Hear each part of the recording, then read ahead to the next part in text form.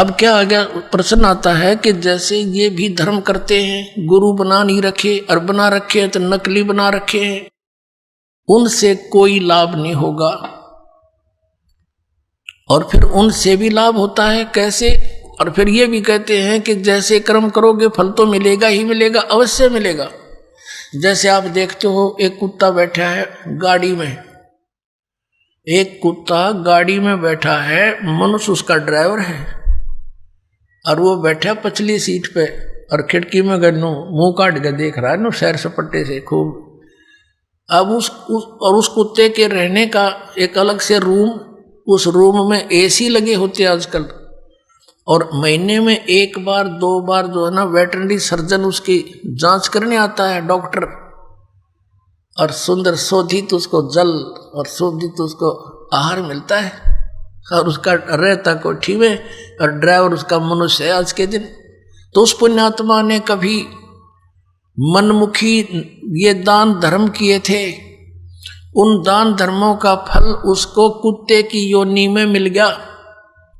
यदि वो मर्यादावत करता, परम संत की शरण लेकर करता, और किसी कारण से मोक्ष प्राप्ति ना होती, यहाँ भी रह जाता, तो उसको वो सुख मिलते जो उसने कुत्ते की योनि में मिले, उसको मनुष्य जीवन में मिलते, वो सुख सारे मिलते किए हुए। और फिर मनुष्य योनि में कभी ना कभी कोई संत भी मिल जाता। अब उसने जैसे जिसने मनमुखी दान किए, धर्म किए, कुत्ते की योनि प्राप्त कर ली। एक मनुष्य को सुविधा नहीं आज के दिन, ऐसे उन कुत्तों को सुविधाएं हैं, तो उसने सारा पुण्य अपना कुत्ते की योनि में खत्म किया, फिर बन गया सुअर। अब कौन उसने गद्दा में बिठा होगा, अब कहां से लाएगा वो सुविधाएं?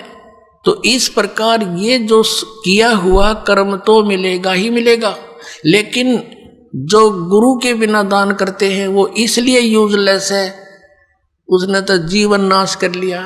गुरु बिन माला फेरते, गुरु बिन देते दान, गुरु बिन दोनों निष्फल हैं, चाहे पूछो वेद पुराण। और जो भक्ति बिल्कुल नहीं करते, राजपाट में अंधे हुए फिरते हैं, उनके लिए परमात्मा बताते हैं, अगम निगम को खोज ले, बुद्धि विवेक विचारी, उदय अस्त का राज मिले, तो बिन नाम बेगारे।